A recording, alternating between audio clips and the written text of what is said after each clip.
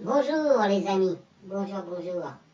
Alors, petite vidéo aujourd'hui suite à la première que j'ai faite il y a 3-4 jours, parce qu'on voit un petit peu développer les choses.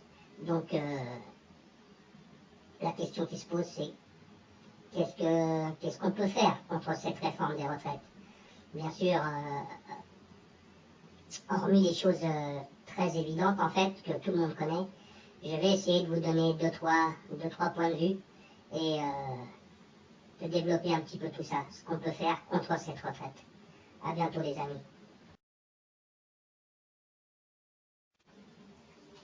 Alors, quoi faire? Déjà pour commencer, dépensez au minimum. Ça veut dire faites vos courses avant, faites votre plein de carburant avant, et après vous dépensez, mais vraiment le minimum possible.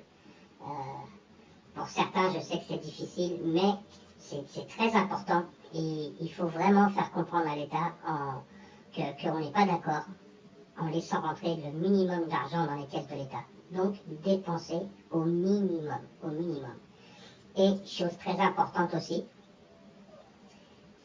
évitez au maximum d'utiliser votre carte bleue, votre chèque. Essayez au maximum de privilégier les espèces. Toujours les espèces. Le temps qu'il faudra, ces deux choses-là sont très importantes. Dépenser le minimum. Il faut qu'on se serre la ceinture en fait. Il faut éviter les sorties, il faut éviter un tas de choses. Il faut éviter le superflu, même si pour beaucoup il n'y a pas de superflu, mais là il faut encore faire pire. Ça veut dire qu'il faut vraiment dépenser le minimum et essayer de régler le maximum en espèces. Rien d'autre.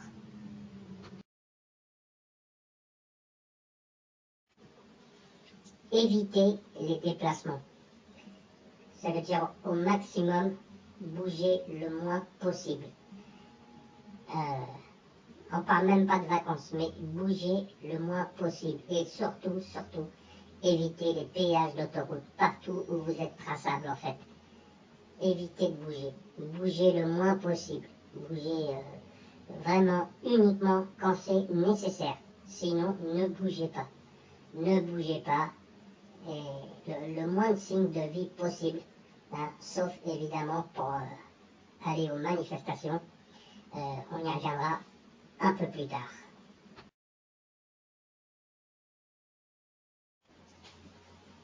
Manifestation, il faut vraiment cette fois-ci manifester au maximum, le maximum de gens.